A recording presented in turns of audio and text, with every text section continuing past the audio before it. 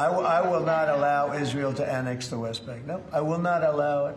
It's not going to happen. Did you speak with Netanyahu about this directly? Yeah, but I'm not going to allow it. Whether I spoke to him or not, I did. But I'm not allowing Israel to annex the West Bank.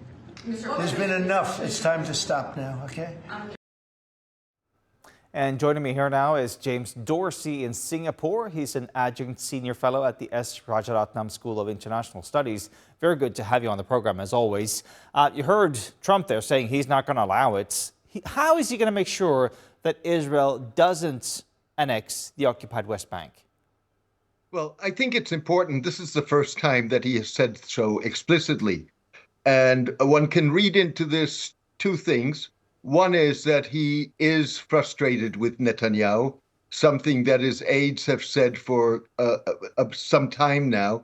And two, that Arab states may have greater leverage than we've assumed until now.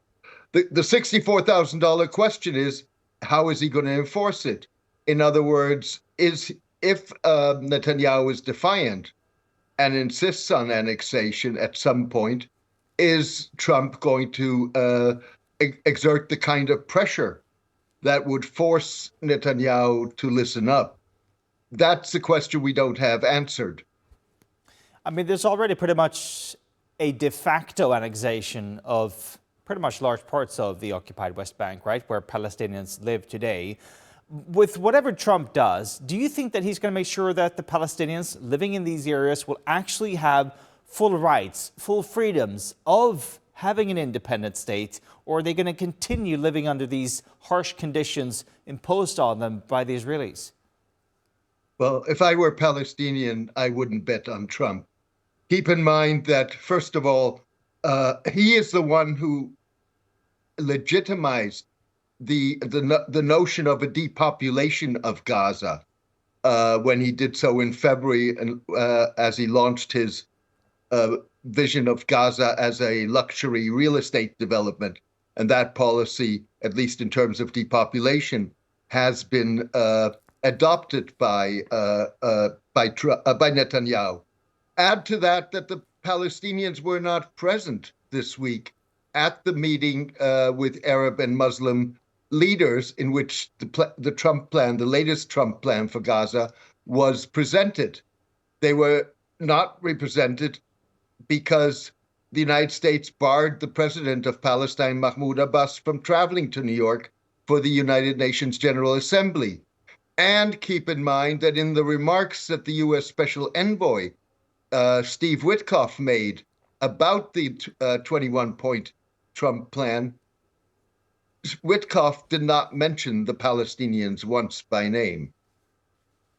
So you're saying we shouldn't place too much importance on Trump at this point, but then you have all these other countries, right? Britain, Canada, Australia, France, all of them recognizing a Palestinian state. We've heard about them talking of the sort of the pre-1967 borders when it comes to the occupied West Bank.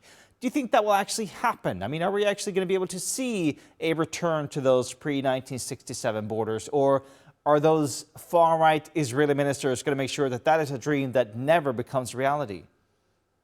Well, first of all, I think, let's not anticipate Trump.